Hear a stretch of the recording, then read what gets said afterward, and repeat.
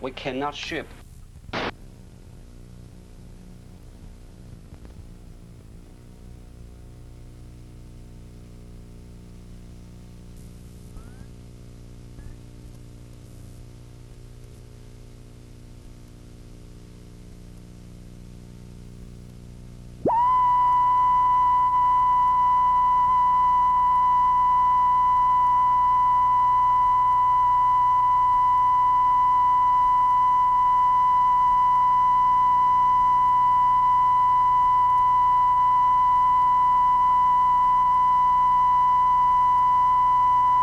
It is February 1st, 1996.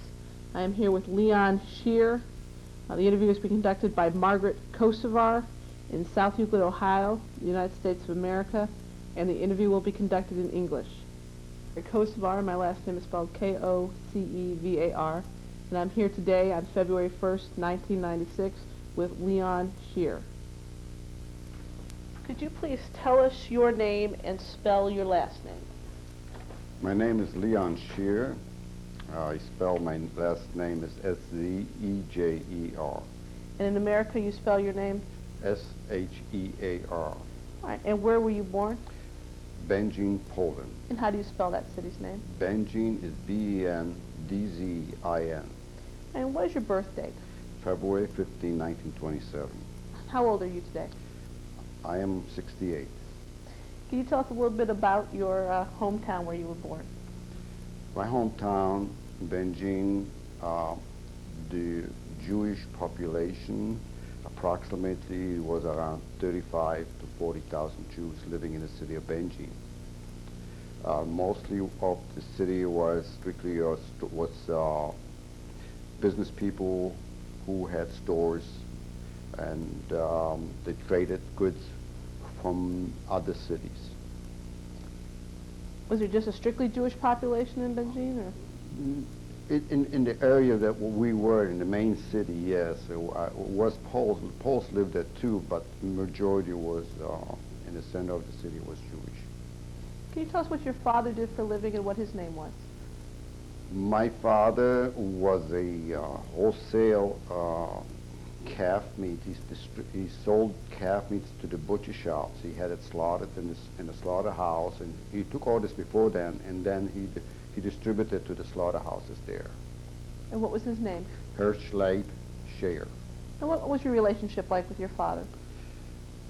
Of course, I didn't have much of a long relationship with him because I went away, but it was very good.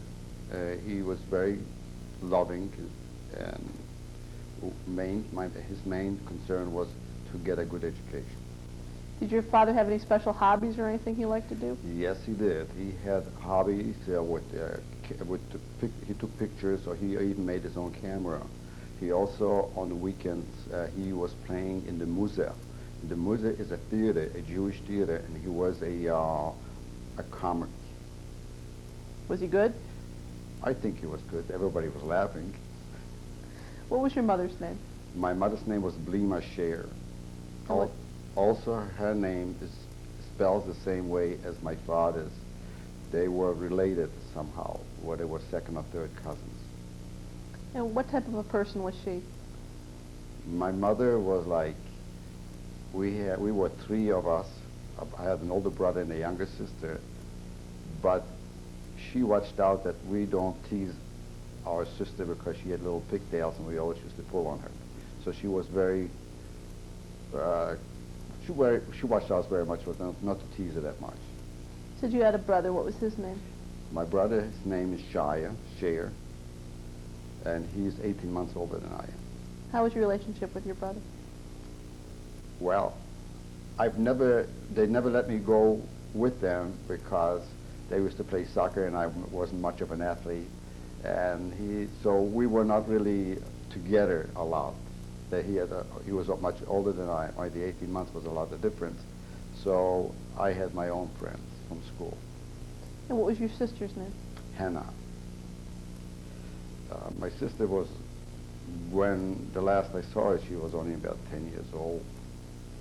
And how was your relationship with her? Very good. Yeah, we were, as much as we teased her, we were very good to her. Because she knew do anything, she will run to her mother, and then we will get reprimanded for that. What was life like in your family? I would say, in general, was excellent. The relationship was good. Uh, we were always busy going to school. We spent almost 6 hours in school, from regular school to Hader. Even on Saturday, I had to go 4 hours to school. So we really we were not mischievous, and we were very young at the time anyway. So there wasn't any other things that we. But the main thing that the education was that's a main concern, that we get a good education. Where did you go to school? My brother and I went to school in Beijing. It was a professional school, which is a public school, but only Jewish children went there. And we had uniforms. We had blue uniforms. And when we went to our classes, we had to take our shoes off and we put slippers on. We wore slippers. We had to take it downstairs, get undressed, the shoes. In the wintertime, we'd take our coats off. They had hangers there, and to come up to the classes, we had to go with our slippers. Why slippers? That's the way they wanted it. It was immaculate, clean. We didn't have hair. We had to have our hairs cut. We didn't have long hair. Did you like school? Yeah, I liked school because it was fun. We went for walks in the forest in the morning sometimes before classes. Or the poor kids had dinner there. Dinner was like noontime. They had soup and things like that. We couldn't afford, but uniforms was also given to them. So everybody had uniforms. And from the Polish school, where the Poles went, they used to come to our school because we had for chemistry teaching, and we have all the availability, so they came to our school for teaching, for learning. Were you a good student? I would say fair. Do you have a favorite subject? Languages. What languages did you speak? Well, right now I speak fluent. I speak 4 languages. I speak German, Polish, Yiddish, and a little bit of English. What role was religion in your house? Well, all the Jews in Beijing that I have known in general were not ultra-Orthodox, but they were Orthodox. Saturdays the city was still. There was no stores open, no butcher shop was open, nothing was going on. Everybody went to synagogue. After the synagogue came home, my father did not wear a kippah or hat.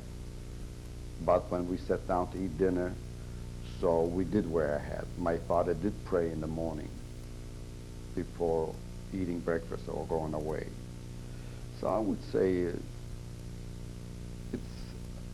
wouldn't be reform. It would be it would be a little upper than a reform, the Orthodox.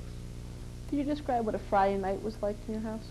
Friday night was very nice because we had to go to the synagogue. We went to the synagogue, my father, my brother, and I, and we came home, and dinner was served, and after dinner we sang songs, and we spent the family was completely together till we went to bed.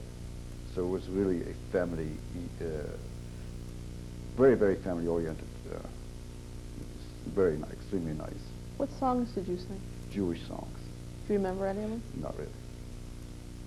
Zmiras they call it, but the words of it I don't. What kind of a kid were you? I think I got in trouble a few times.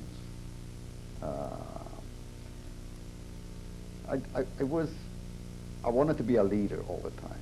I wanted always somebody to follow me. And I did it in such a way that they became my friends. They wanted to be my friends, so I became their leader. So it was fun. It was something nice that somebody also looking at me and following me what I wanted to do. We didn't do anything bad things. It's just that I wanted to be a leader, and I did it in school as well. What did you like to do as a child? The few years I had as a child, what I wanted to do is really and truly, I wanted to be a dentist when I grew up.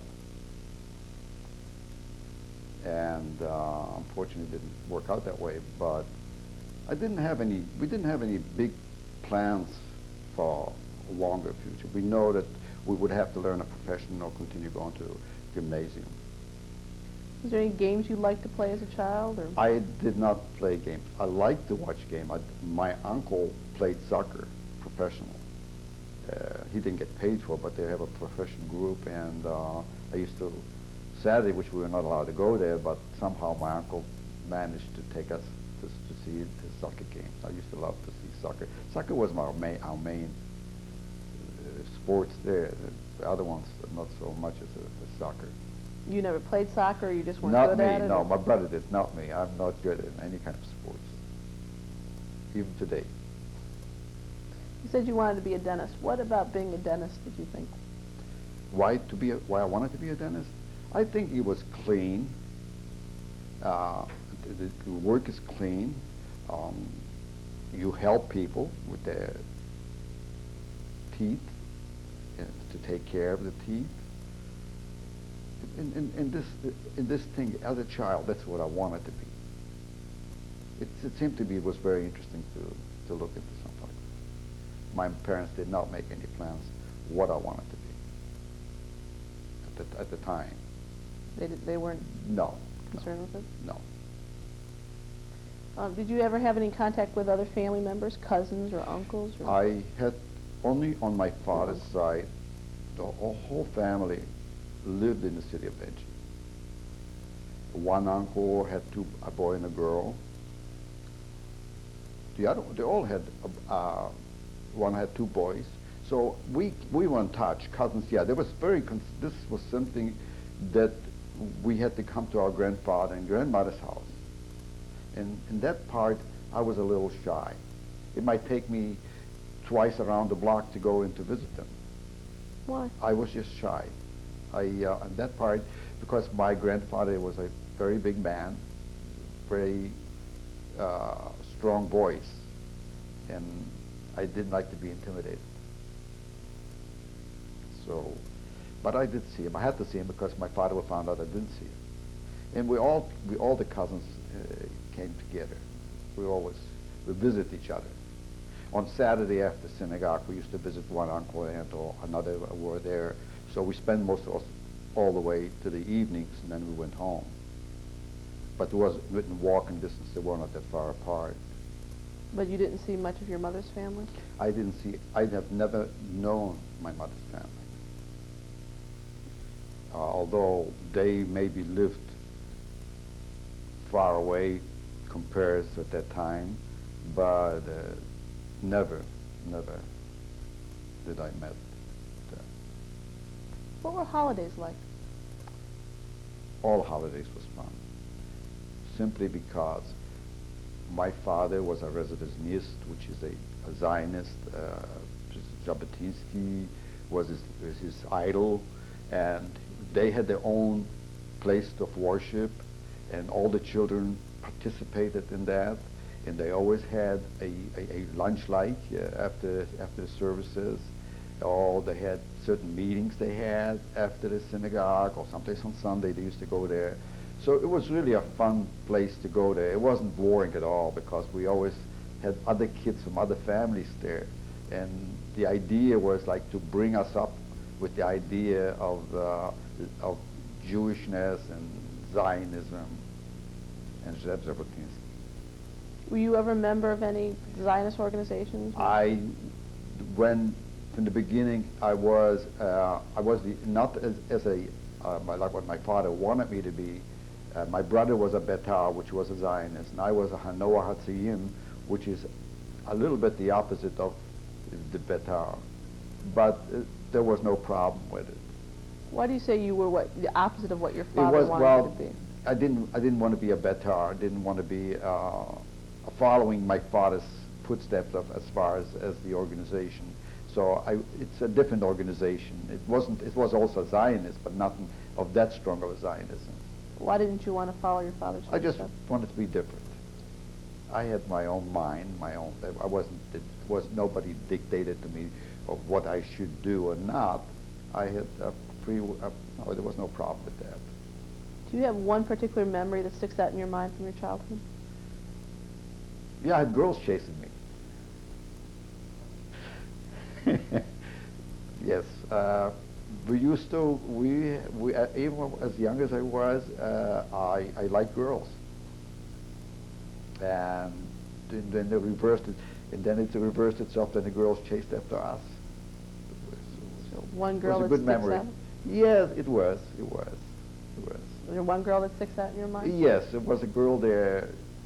I don't know how old she was at that time, and her mother was a hay barman. She is a woman who delivers babies. The mother was, and she worked in the Jewish home of the aged there, and also she delivered babies. My mother on Saturday sometimes went there to help the elderly. She used to bathe them, she used to feed them, and that's how I got to know this girl. What was her name? Don't remember. Bad memory. Why do you say it's a bad memory? Well, names I have a hard time, names and numbers I have a hard time remembering.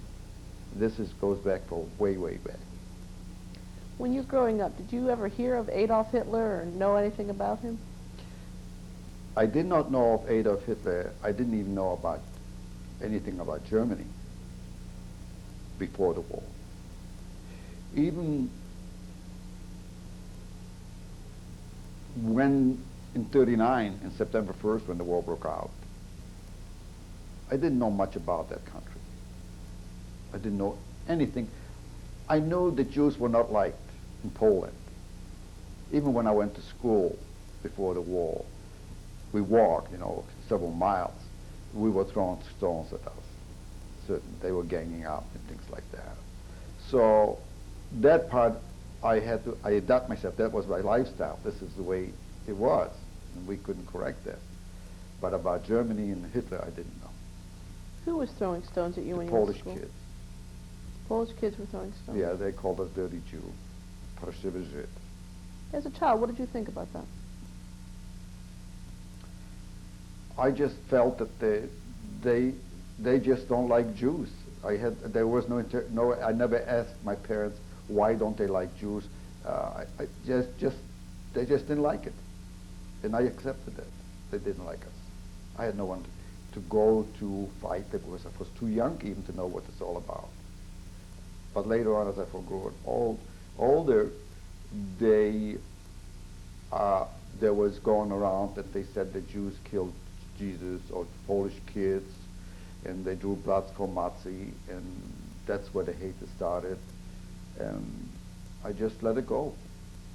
What did you think about the Polish kids? I just thought that they were raised on the wrong track of it, and I just didn't bother with it. I didn't have any close friends of Poles, but I tried to get along with them. Do you remember the day the war started?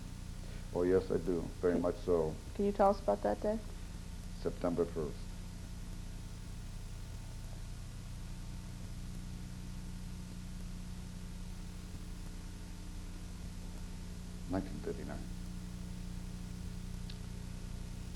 There were Poles running all over the city of Benjin. They were putting machine guns in the big buildings to shoot the planes down. And planes flew over, and my father says, "Look where they're shooting him. They're shooting him in the tail. They don't even bother shooting him where they're supposed to shoot him." The German planes were not afraid.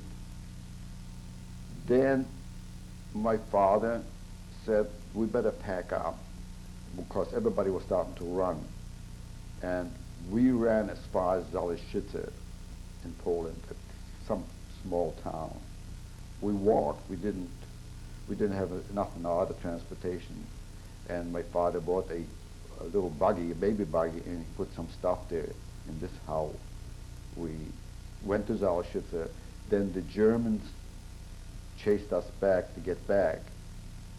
So my father says, "Let's go back." Then, on that time, while we were in that city of Zaleszyce, since my father had meat distributing, the guy was there with a couple horses in a wagon, and he asked them to take me and my sister back to Benjin, and he will come later. And I came back to Benjin with my little sister. How long were you out of Beijing? We out of the city, I think a week is no more than a week. When the Germans started occupying real strong, that was, we came back within a week. If we can go back to the 1st of September, what were you thinking when you saw the Germans? I thought Poland is going to win. There will be no problem. And also I didn't know about of any harm done to Jews. I never thought about that. I didn't hear anybody saying anything about the Germans, anything bad. Nobody really knew the truth about it. There was nobody around to say it. So I didn't know much of it. We just took it day at a time. When your father said we should pack up and leave, what were you thinking? What did you take with you? We took just personal belongings, clothes, underwear, whatever he could, and that was it. Didn't take anything, no suitcases, nothing. And your mother and sister and brother went with you? Yeah, we all went. We all marched. We all worked. There was thousands of people were on that road. And the airplanes came on the road shooting down at us. German planes. And we were in the woods and all that. It was an experience in itself. I think I started growing up real quick then. How do you mean? By sleeping on the ground outside, which I've never done.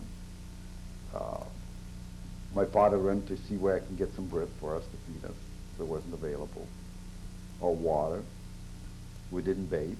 There was none. There was no access there to bathe.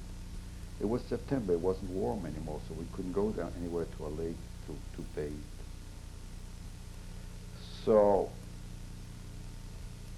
even my sister, when we were riding on the back of this wagon, this meat wagon, it used to be, has two little flaps that meat in it, but we sat on top. Never complained to me. Never said a bad thing. We slept on the wagon. Then we went when the horses stopped at night. We slept on the ground. We didn't have blankets or anything. We just cuddled up and we slept like that. We came into Beijing. My parents were not even there yet. We went back home and waited. They came. How long after you arrived in Beijing did your parents come back? Next day. They were there. They came with other horses and buggies. No cars. And you returned back to your house at Back to Beijing? our house, right. And what happened then? I couldn't go back to school. They formed a Jewish committee, and they said that all the Jews have to leave the main area, the main city, and move out of the main city. They gave us a place where we're going to live in one room, packed us in. And we took a bed, I think, and some stuff that personal belongings we kept. Nothing of the furniture, nothing was going with us, just the bed and mattress, whatever we had. My father tried to see how he's going to make a living, because he couldn't do anything anymore. He wasn't allowed to come down to the slaughterhouse. It wasn't long from there that a proclamation state came that all available bodies to register, and they were for work. So my father, my sister, my mother, my brother, and myself, my sister stayed home. We went down, we registered for work. If we can back up a little bit, you said you weren't allowed to go to school anymore. No, that was September. I was supposed to go in my 6th grade to school. What did you think about that? I was devastated. I was hurt. I couldn't even go to the Jewish cheder. They were afraid because they were harassing the Orthodox Jews there. So there no cheder. How soon after the Germans arrived in your set town was a that? month or so. It was really going pretty bad. It was pretty bad. They did. When they came into the city, when we came back, we were already back in Beijing. What they did, they burned the synagogue. We had the most beautiful synagogue in the city. We also had a Besmedish next to it. It was just beautiful. I always admired that inside the work of it, because it was all fish and lions and tigers on all surrounding area. They had balconies for the women upstairs, and they burned that down. And just did horrible things to Jews who had beards. But they cut their beards off and made them do all undress. And they were sitting around with the camera taking pictures of them, and the Germans were laughing. Did you see this yourself? Yes, that's why I'm saying it, because I saw that. Did you know any of the Jews they were doing that to? No. Did anybody ever hurt you or touch you? I got kicked a couple times because when we got bread rations, so we went to get bread and we stayed in line. Well, the German came and I was in line and people were pushing to get to the bakery closer by. I got kicked a couple times. How would they know you were a Jew? By then, from the beginning, when the Germans occupied, we had a white band here and a Jewish blue star. That was not for long. Then they changed it to a Jewish yellow star, and on the star said Jew, Jude. And that's how they identified. How old were you in 1939? 1939, I was 12 years old. What did you think about having to wear that white band with the star? It was devastating.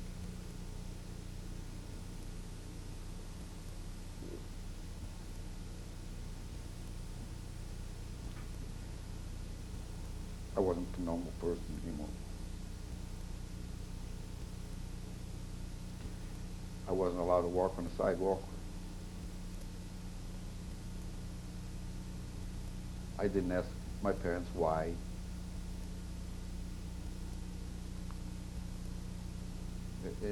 My father kept on saying, we got to go on with it. We just can't give up. That was it. Most humiliating thing. If you can't walk on the sidewalk with the other people. When the German passed by, I had to take my hat off. I wore a hat. If I took my hat off, I'd take it off. And until I passed it, put my head back on. That was so fastly indoctrinated to all the people. It didn't take long to get that knowledge to what to do.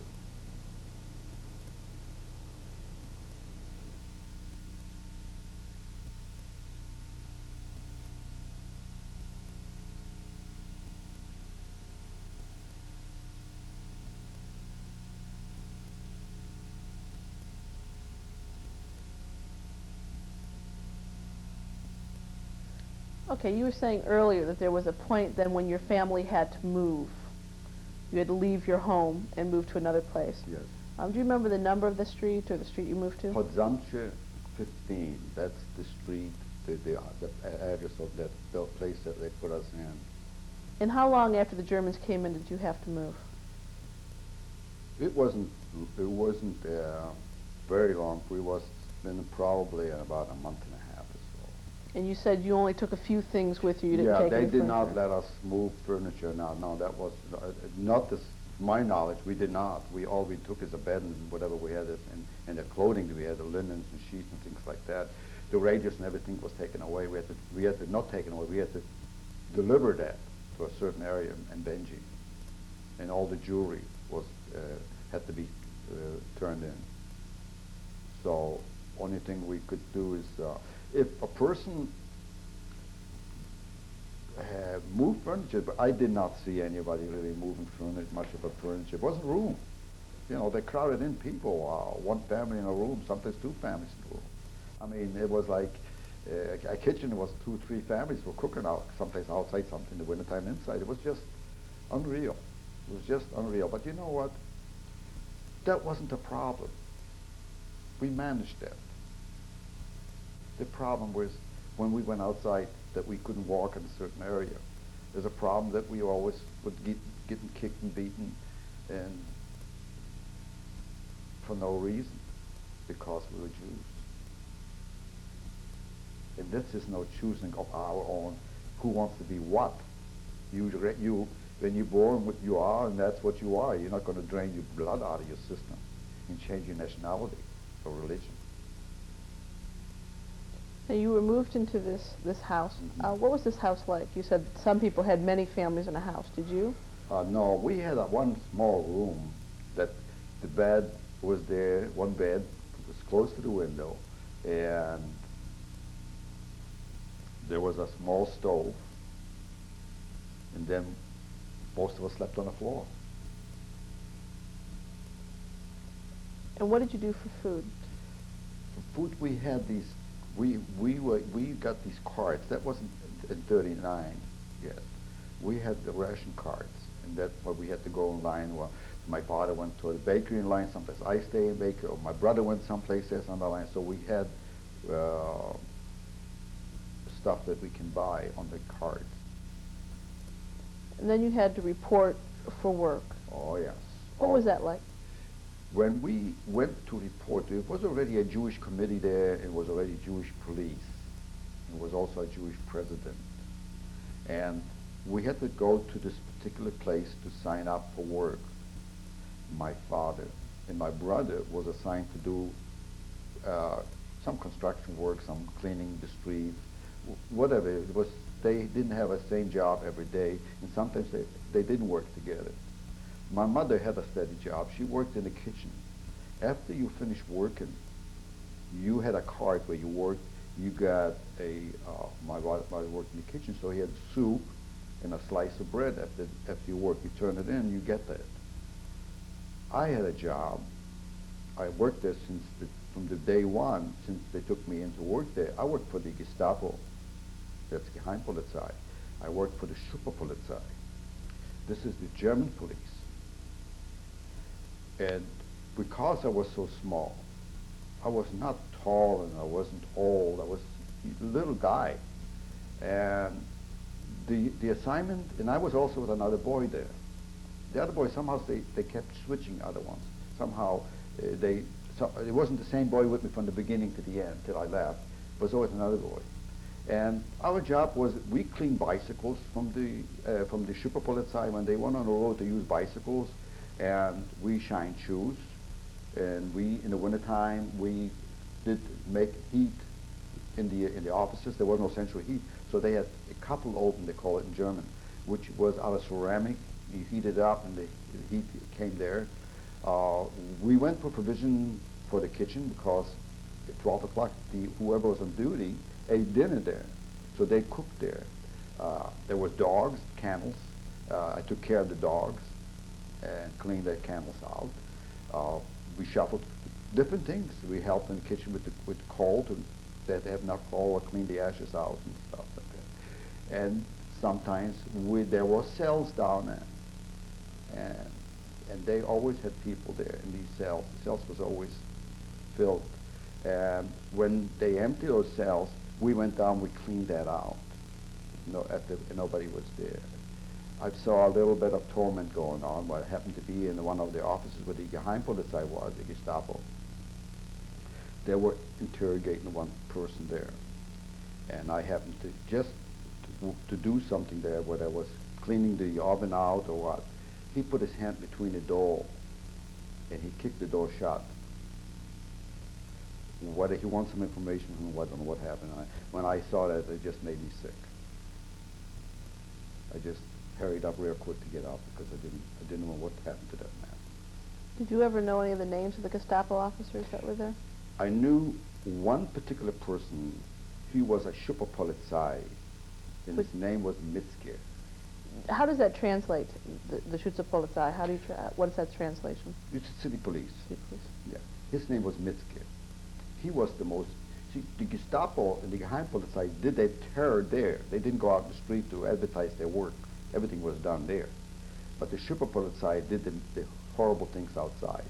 Mitzke was guy, he was maybe 5'7", always went on a bicycle, and he always was shooting somebody, or brought him down to the police station, shot him there, or beat him up, unbelievable.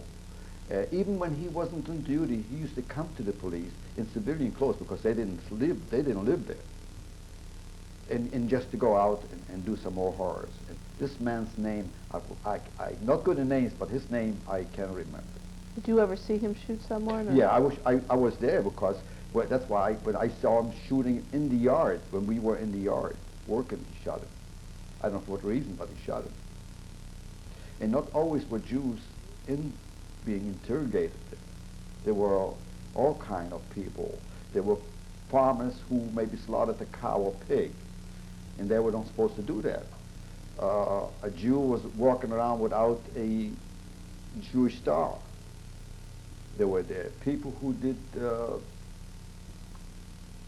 black market, selling something or buying something or trading something.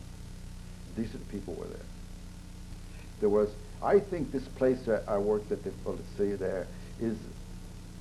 there had to be a Polish police station before. It was so well organized and couldn't be in that short of a time, this place, to look the way it is, and there was, I don't know how many cells were there. No windows. The cells had no windows. Just had a piece of, a board like a 2 feet up high, and that's where they laid there, slept there, with no pillows, no blankets, nothing. It was there. You said you had to clean out those cells. What were Yeah, the conditions? because they were afraid to ring the bell. They had to urinate or something or empty themselves, and the smell was so bad, and that's what we had to clean that out. And we used some kind of disinfection, like a white powder, and sometimes they couldn't make it to the bathroom, and they were afraid they're going to be seen, so the boards were lifted up, and they did it there. Did you know why, when you were working there, why they were being held there or why they were prisoners?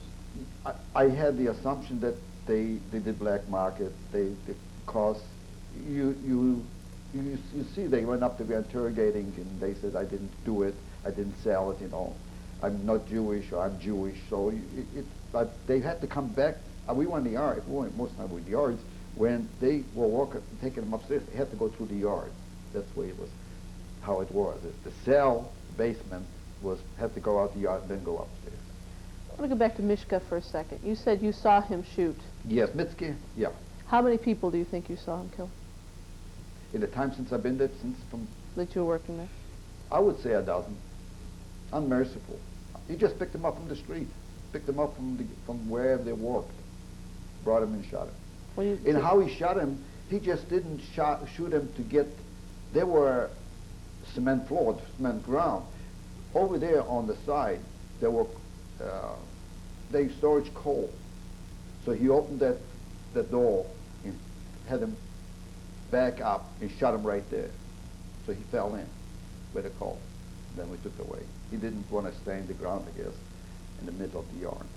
You said these were people he took off the street. Were they just Jews, or? Yeah, they were mostly Jews, yeah, because by the time they came, they were already pretty beaten up for him. And did Mishka, was he in charge of the police, or just part of the police? He had no rank. He had no rank, but they all feel that they were all, to all the Jews, they were God. And he was a Polish? I think he wasn't a Polish, he was a Volksdeutsch. In other words, he came from, Silesia is not far away from Benjin. So the border is not far away where the Germans were. So he spoke German, but he also spoke Polish, but he was German, Volksdeutsch. Did you ever? He spoke Polish to me. So he was a Volksdeutsch. How did he treat you?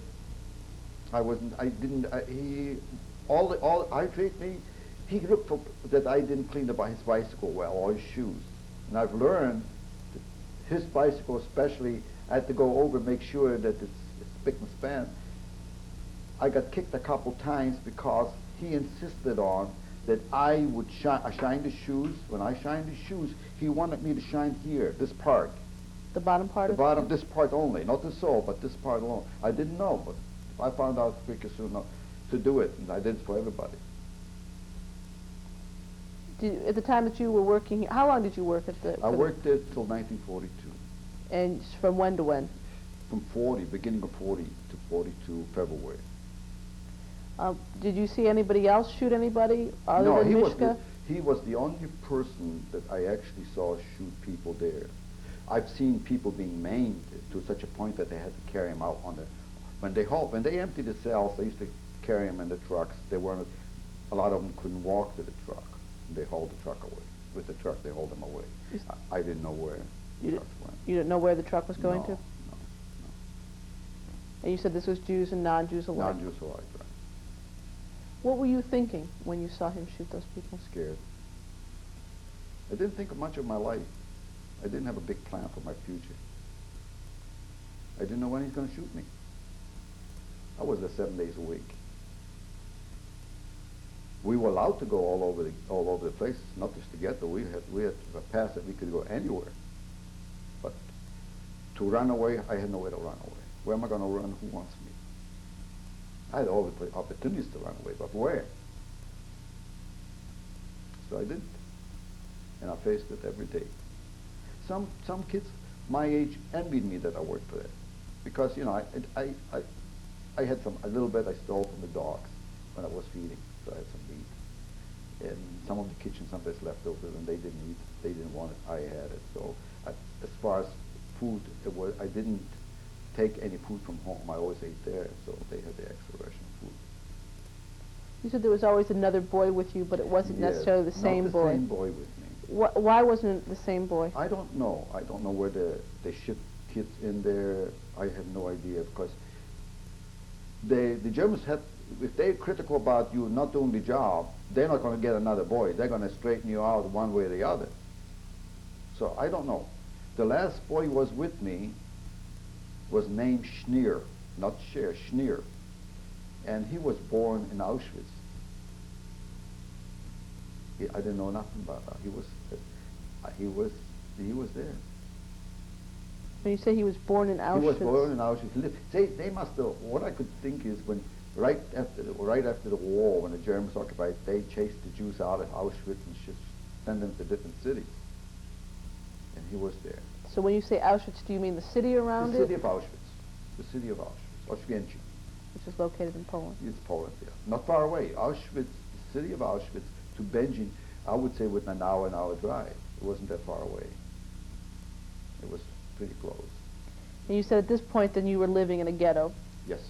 And it was formed where? Benjin. On the outskirts of the town of Benjin. Right. So you were you lived in that same home that you were moved to? Yes. As long as I was there, yes. How long a work day did you work for the Gestapo and the Spielbergs? You mean how many days? I mean, how many hours in a day? Oh, I had to be there at 7:30 about, till about 8. And sometimes they told us to stay longer. It depends who was on duty. It all depended. It depended. The Gestapo, they didn't much bother with us, They mostly wear civilian clothes. Or on a occasion you see them, they wore the black uniform. But they did more interrogating and things like that. They didn't really go into us. If they wanted heat upstairs, or they wanted a shoe shine or something, or drag a Christmas tree to their house where they lived, that's what we were available for. That's why we never knew, we didn't have a certain hour we were going to go home at 8 o'clock.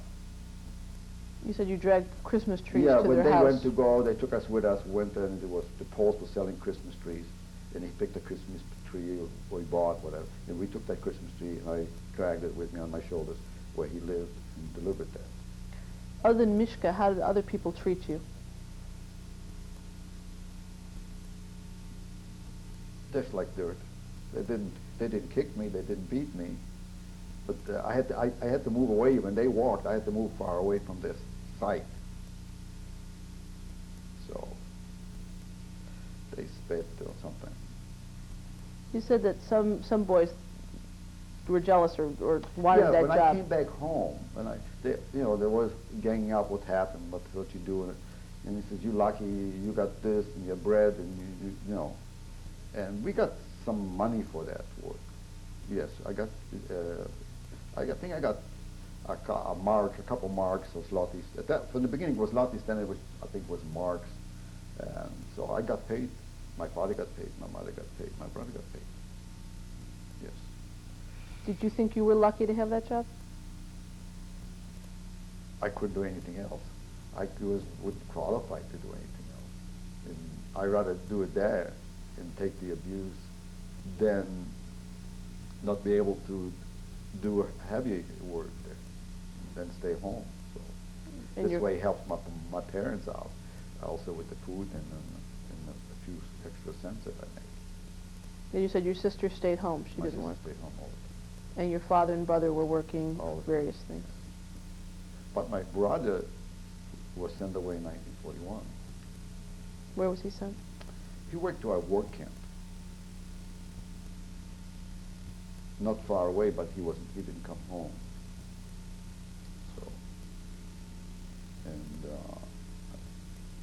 then till I saw him, so I found him at 41, 1945, when he left at 41. You said you remained working for the Gestapo doing this until 1942. I remained working at the Gestapo at the headquarters there, the police headquarters, from 1942 February. What happened in February of 1942?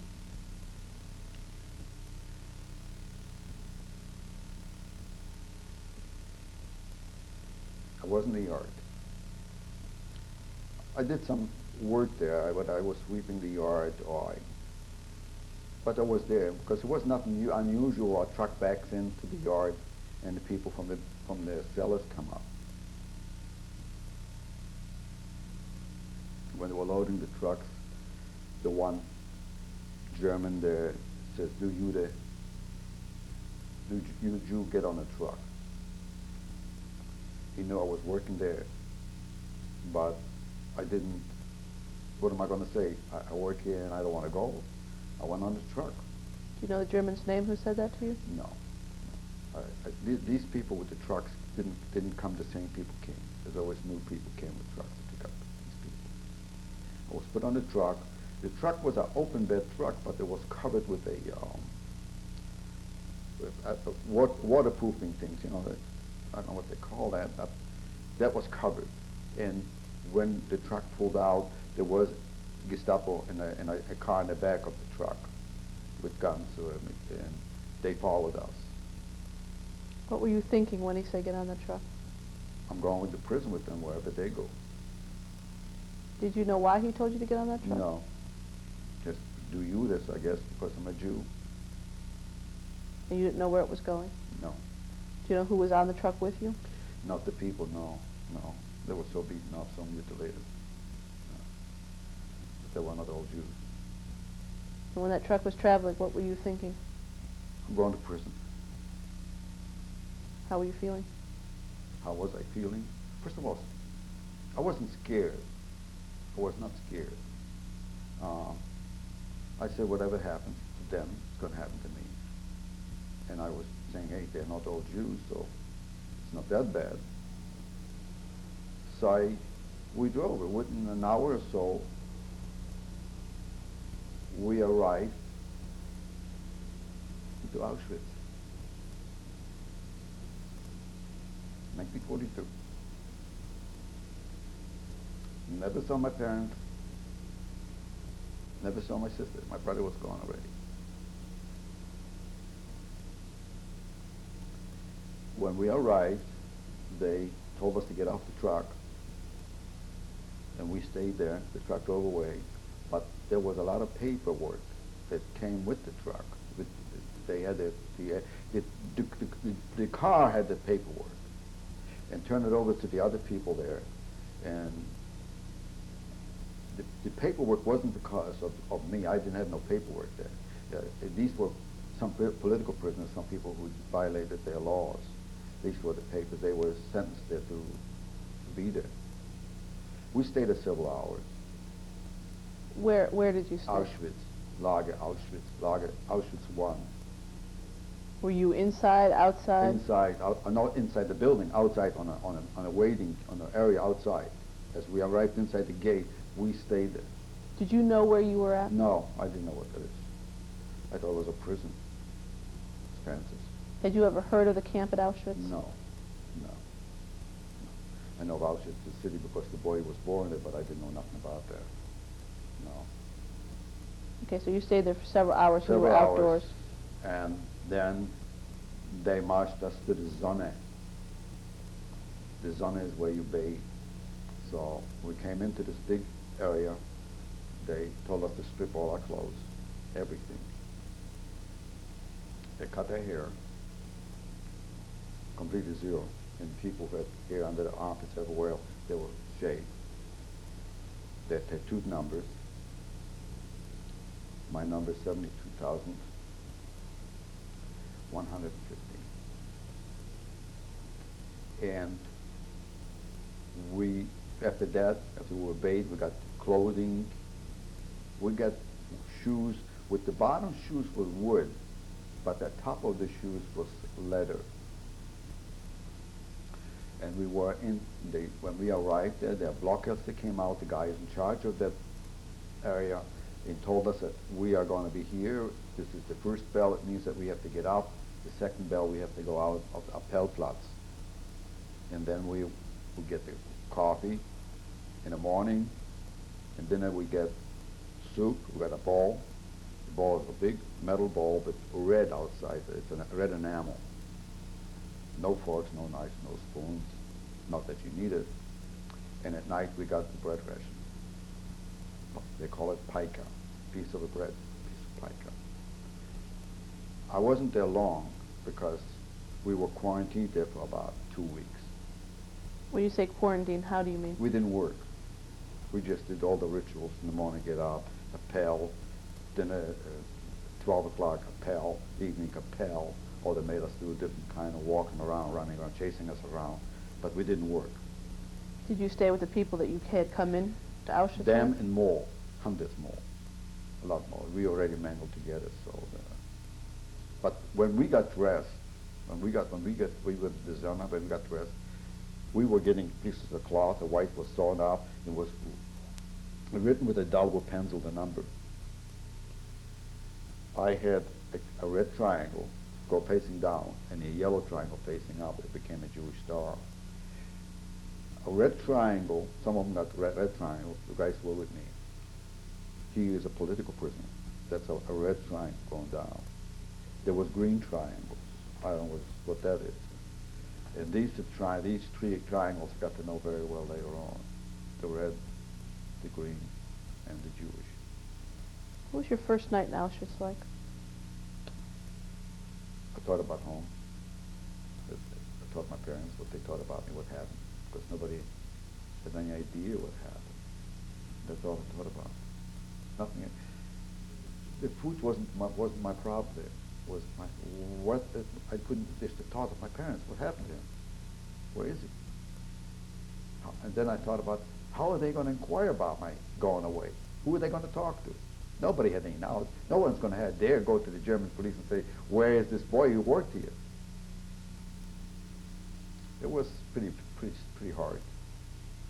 It was pretty hard for a couple days. Where did you sleep? On a bunk bed. It was a bunk bed. It was 11 to 12 people. Well, there were 3 bunks high. Bottom, middle. Well, when I first came there, I just they assigned me to this bunk bed, and I went there, and it was so crowded. But next day, it wasn't crowded. It was 1 or 2 guys died. You know, they'd been there way before I was. So sometimes it wasn't crowded, sometimes it was crowded. Sometimes you got up with dead people, but it didn't matter anymore. You just wanted to live, take the hour by hour living, and not worry about a person dying. I didn't want to die, and that really gave me a real shock. But it put me right back on to not the one to die. And then I didn't think anymore about my parents at home, what they think about me. I was there about 2 weeks in the quarantine. We stayed out in the Appel, and there was hundreds of people in the Appel. Auschwitz is not a little place, it's big. And I thought it was big, till I got to Birkenau. And they called the numbers out, and after they counted the heads, and my number was 72,150, and I had to step out. We were several hundred people who were marching from Auschwitz to Birkenau. It isn't that far away. It's really a couple miles, that's all. We marched.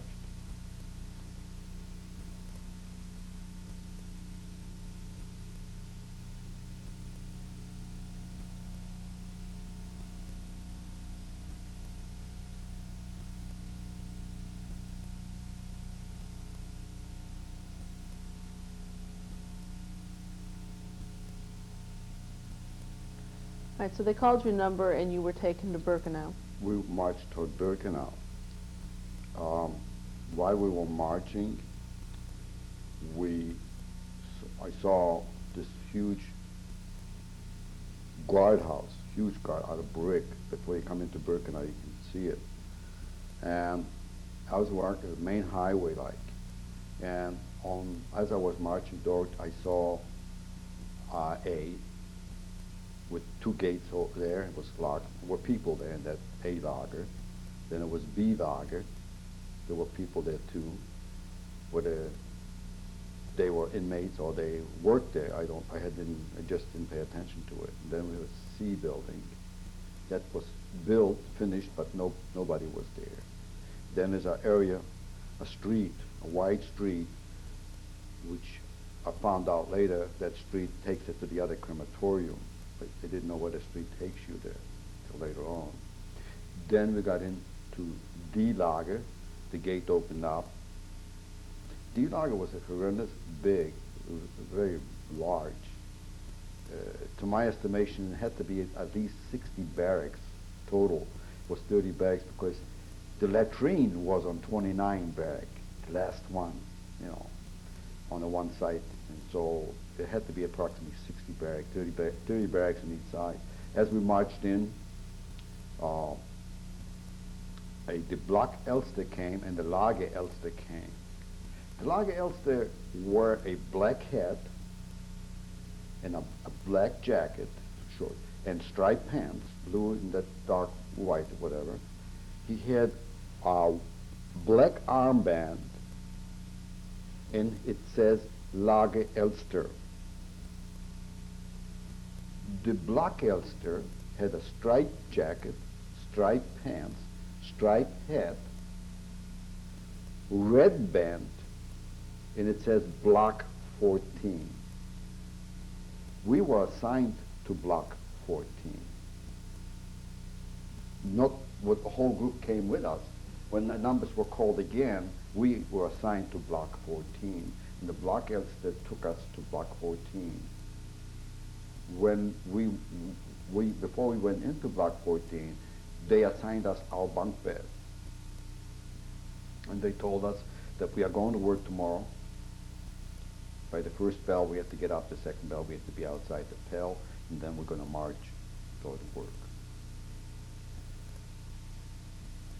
We assigned our bunk beds. We got the balls, another ball, took away the other balls, so we got the same identical ball we got in Auschwitz, and we was there in Block 14. The whole block, Block 14, the commando called itself Königsgraben. The whole commando. Everybody was living in that thing, worked for the commando Königsgraben. Königsgraben, German translation would be König is king, Graben is digging. In the morning when we had the head count, we were marching out with all different blocks coming, leaving for different areas, then ours marched out. The band was playing on the left-hand side, on the inside by the gate, and then they said, Mitte and up. While we're marching, we took the heads off. We marched through till the SS were outside, and then the guards were outside with the dogs, and they kind of walked the side of us and the back of us. The dogs were on the back of us. And we marched way outside the camp. It was far out. I mean, when we walked for hours, 2 hours sometimes, depends what the weather's like. There, we were assigned shovels and picks and things. This was completely a farm land. There was no homes. And there, we were assigned picks and shovels. The surveyors were already there, so there was assigned who and how deep we should, they had little ribbons on each stick, so they knew how deep we should dig. Well, at first from digging, I took a shovel. I think it's much lighter than a pick, and there was no objection from anybody. And once we got into digging deep, I couldn't go down it deep enough because I won't be able to get the shovel dirt out. So they had made a special depth. So when the guy was deeper, he put it up here, and then I brought it up and threw it up there. Was this Jews or non-Jews? No, there were non-Jews. The Poles used to get packages once a month also. They used to correspond. They used to get pencils and paper to write. When I was there, there was a whole group of Russian prisoners of war. Their numbers was tattooed on the left-hand side, about here. No other prisoner had tattooed on the shoulder except a Russian prisoner of war.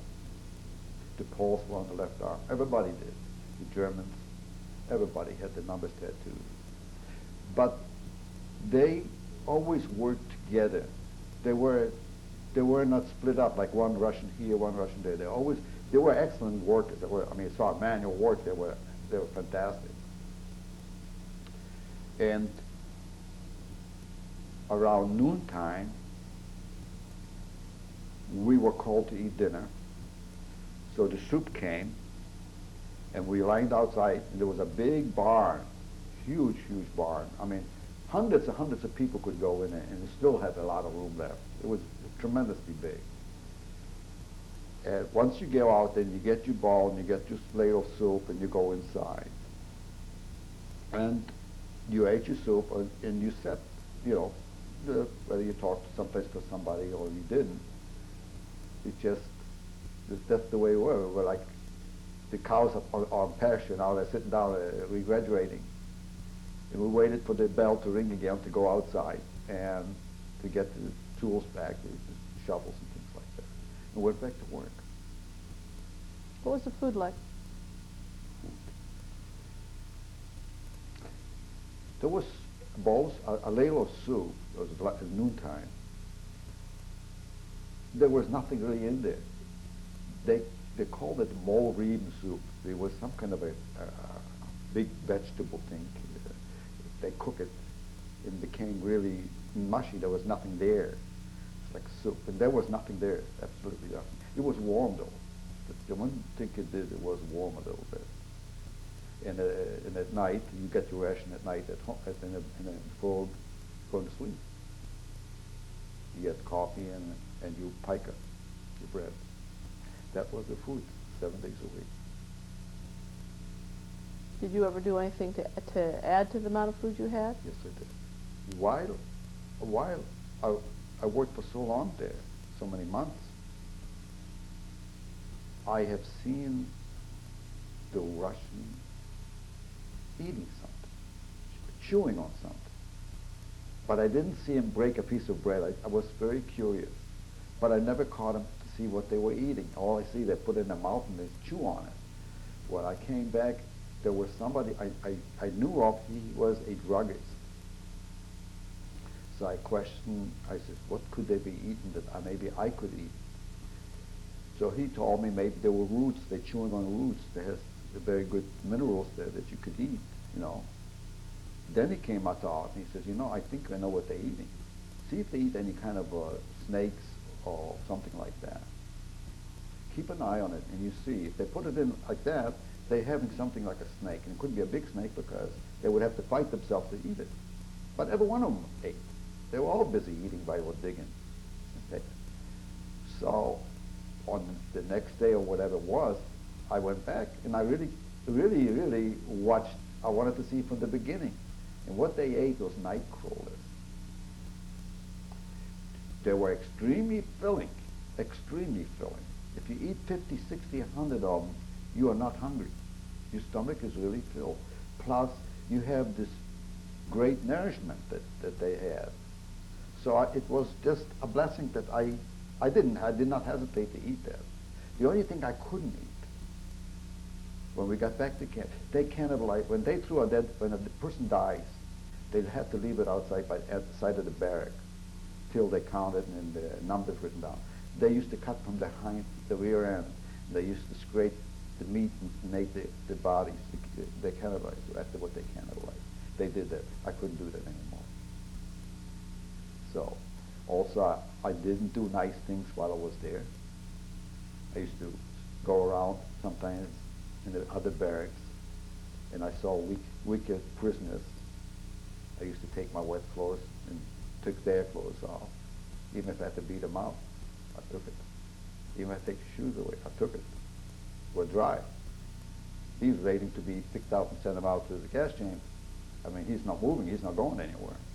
I did that to keep dry clothes on me because we always were wet and you'd go down in this godforsaken hole and dig it. Was there anybody with you that was close to your age, or? Not in Königsgraben. Not there. There all was older older, so not my age. I think I was one of the smallest guys and the youngest guys there. And I don't think I would have survived if I would have come. Later on I saw that I would have never made it years back, that I would have never made it. I would have never survived what I saw when the transport started coming in, that they wouldn't have picked me as to go into a work camp. It was just fortunate that they did send me where I was working. And you work at Königsgraben till when? It was already September. We went through the whole almost end of 42, October. Time was real bad then, Auschwitz. Real bad. Transport did not come in yet. Big transport didn't come in yet. So whatever it was, when you just an inmate and the couple and the blockades, they had the first hand on the money on the food. So they skim it. They cut down whatever. You get a bowl, so you get a ladle, you get a half a ladle. Well, who am I going to complain to? Or the bread. So they filled their stomachs up first. So we really suffered on that. It was really hunger. Did you ever know the name of the camp elder or the block elder? The name, I knew the Lagerführer, not the Lagerälteste, the name. The Lagerführer was Schwarzenhuber. He was a tall, slim guy. He was always there when the selections were. D Lager was all men. There was no women there. He was always not my greatest horror, my biggest horror while I was confined there was the selection. There wasn't nothing else, the selection. I wasn't sick. I was mentally pretty stable, and I wanted to live. And I didn't want to die. I didn't want to go to the gas chamber while I'm still breathing well. I'm not lacking oxygen, or I can't walk. Such a fear goes through your body when you go through these selections. I went through quite a few, a lot. I went through a lot. What did you learn about what was going on at Birkenau? What did you learn about the gas chambers? I've learned the gas chamber. Everybody had to learn the gas chamber and the crematorium. You couldn't miss it. Later on, when they start cremating people, you could see the chimneys. Most of the evenings, the chimneys was thick smoke coming out first, real thick, and then big flames. I don't know the length of it. I mean, real. It's such a powerful, like somebody would blow that flames through the chimney. It was that strong, that big. Those chimneys were going full blast, and you could see because crematorium on the one side, there's two crematoriums on this side. Then it was a crematorium on the other side, the back of the D camp. Huge. This one was real big because they gassed them downstairs and brought the bodies up there. This one didn't. Then later on I saw another crematorium, no gas chamber. They couldn't burn them fast enough, so they dug a huge hole and burned them in these trenches. And you witnessed this? Yes, that's why I had a lot of access to the crematorium because after I went through this Sonderkommando, then Königsgraben, then I saw firsthand what's going on. Let's then go back to that. Why did you leave the Königsgraben? One day was dinner time. We were giving the soups out. The soup was handed out. I had my soup. I drank my soup. Somehow, I was always conscious not to fall asleep because I was scared I might forget something or do something. And I went in the corner and I fell asleep.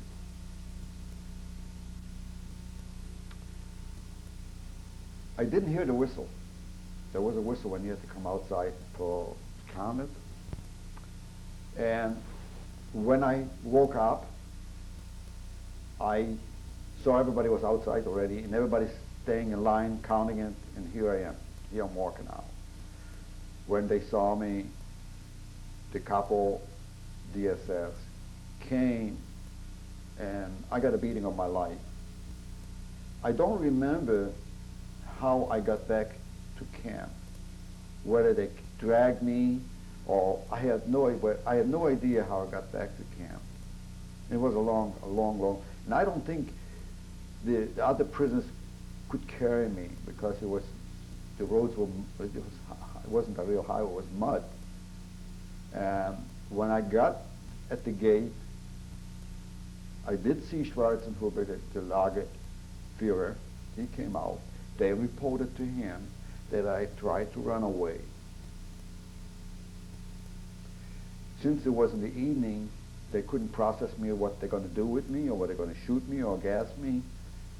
They told me to get between the fences. On the outside of the camp was double fenced.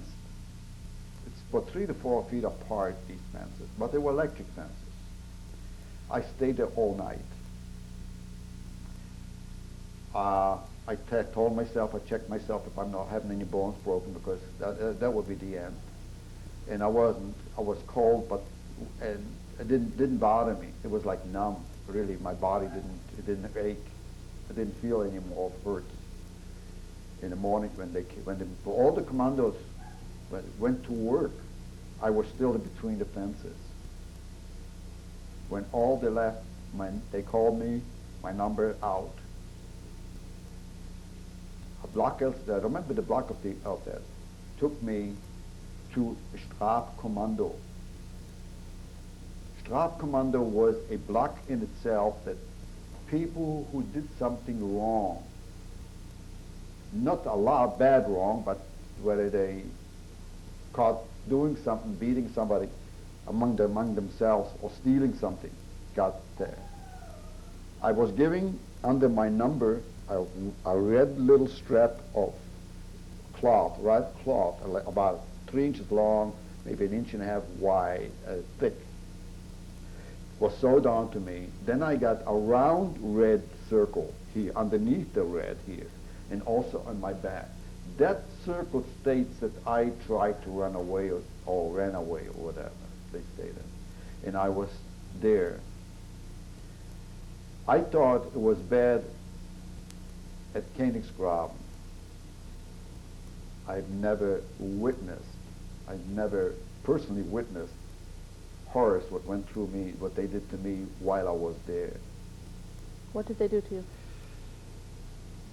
The first thing initiation was when we had an appeal, we had to completely strip our clothes.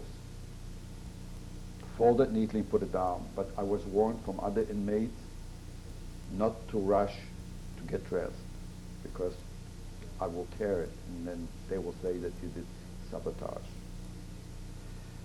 He says, get dressed as fast as you can. They took water and wet the clothes. Everybody's clothes was completely soaked. They were not only Jews, everybody. Then he took the whistle and he says to get dressed. Well, you can imagine the Gao tribe. Fortunately, we didn't have a lot of clothes to put on, but even so, it was really hectic when you try to put something on. And there was a long piece, like a place that you lay down, you get hit. You get 25s for that. And if you did something not to their satisfaction. That was step one. Step two, before the appel, which was an appel, we didn't stay outside. We didn't stay straight up. We had to knee down with our hands out like this till the SS came. Then we let our hands down. Then we stood up. Then they count our heads. When it was my turn to get the horror of my life, is an SS came in. They called my number. I stepped out. He says, I have a loaf of bread for you.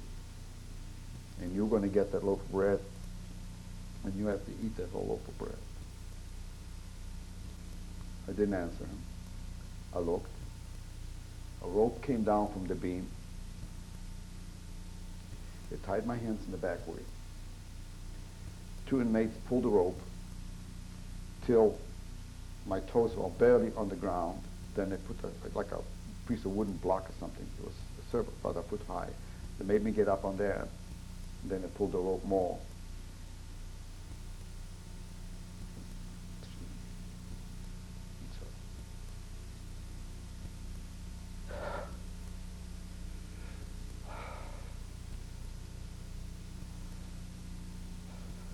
They kicked the block. I don't know how long I hung there because I passed out. When I woke up, I was already on the ground, on the floor, in a puddle of water. The SS came back and he says, "Do you there, you Jew, da ist ein Brot für dir. There's a bread for you." I couldn't move my arm. Couldn't take the bread. And he says that I refuse to take bread from a German officer.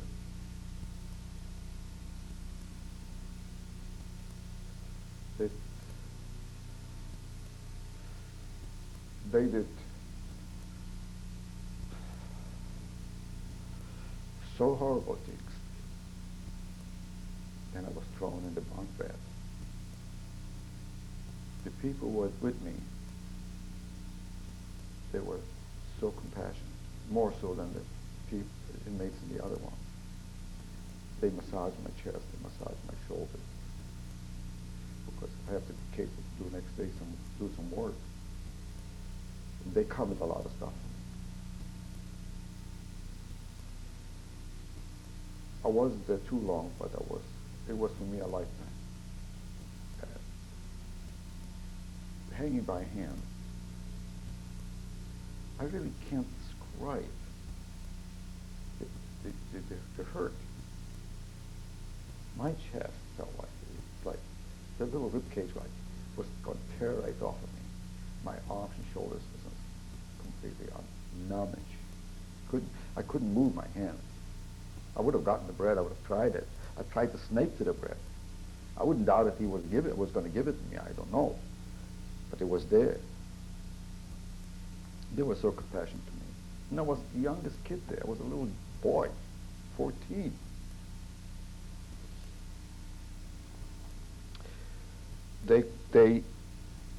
When you get a S-car, when you come to the S-car, when you get the round circle, I was not allowed to leave the camp. I was allowed to leave the camp area, but not in distance, not in miles.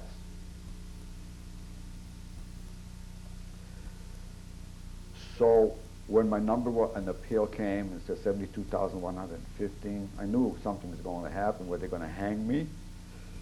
Usually they do that. They don't gas people when they get punished. They hang them so everybody knows that he's being hung. I witnessed that a lot. When my number was called, and the block officer from block 24 came, and I went with him, and also was other boys from other men from other blocks wherever they were chosen. They weren't all there at Star, but they were from someplace else they were picked. And we lived in the block 24. Block 24, they call it Canada Commando. Also tailors lived there. The ones who worked in the camp, who were tailors and shoemakers. This was all one block. This is the only people who lived there. They completely gave me a different uniform, completely striped uniform, striped hat, more neater, you know. My red numbers are off, were gone. Just my 72,000 and my little star. They informed us what our job is. We're going to be working at the trains coming in with people. They told us if we're going to be talking to them, we will go through the chimney. It was just, that was not the SS talking, that was the couples talk to us. Of course, a lot of them already were there, they knew. And what our job is, stay in line, do not mingle with the people till we give you order. We wanted you to mingle, we tell you. You know, if there are going to be people who can't walk, then we will tell you. Outside that, you stay right there in that one side till the train backs in. Trains always backed in. They didn't pull in. The caboose didn't come in straight in. Always backed in.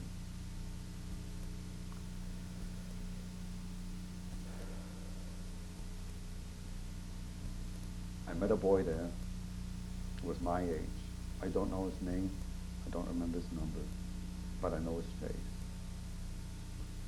His father was there, but he wasn't in the Canada Commander, and he had a brother there. His father was a baker.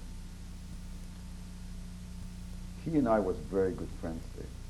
Very good friends. We laughed once in a while with each other, kidding. We didn't share food, but we were always together. Wherever it was, we were always with it. Even when we went to the latrine, we went together. Because if just something happened, one could protect the other. When the transport started coming in 1943, the other small transport came in 43. They came from France. It was not big transport. From Greece. These are the first people I've noticed, saw. From Holland, I saw. Not big transports, small transports. Maybe a dozen trains or so, blah, came in. When they unloaded the people, we went into the trains, we took everything, their belongings. They were not allowed to take anything with them. People who couldn't walk, they were told to get on a truck. People who walked, was assigned to go to the gas chamber. We knew they're going to the gas chamber because little children tucked together with their mother. They were always with the female. They're always with that. And we knew where they were going, which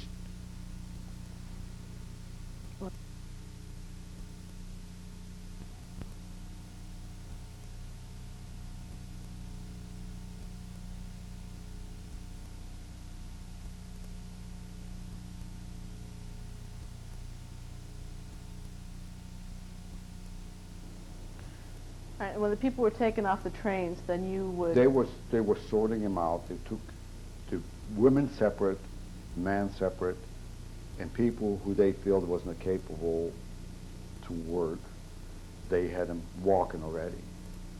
Also the elderly, if they couldn't get on the trucks, we were told to help them on the truck.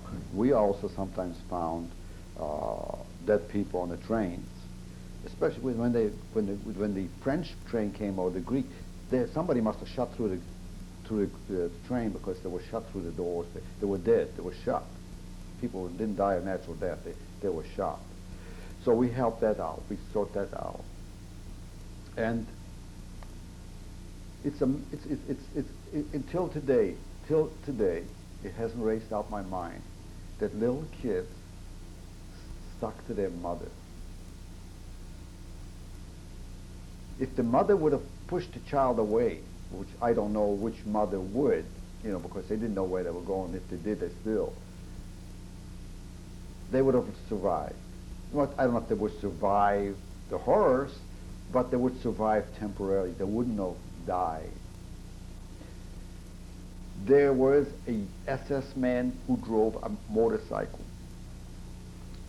As I was working there, I got to know him pretty well, and I knew he was in charge of all the crematorium in the gas chamber. He was about 180 pounds, about 5'8", and had a whip in his one hand. Do you ever know his name? Horn, the real German Horn, real thick. Yeah, I knew his name at the time. I did because we told him on ourselves, watch, he's coming, because he always came around us and whipped us. So we knew his name very well.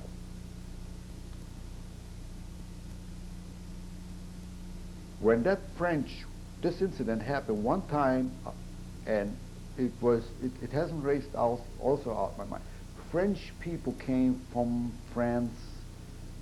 They were liquidated from France, the Vichy government.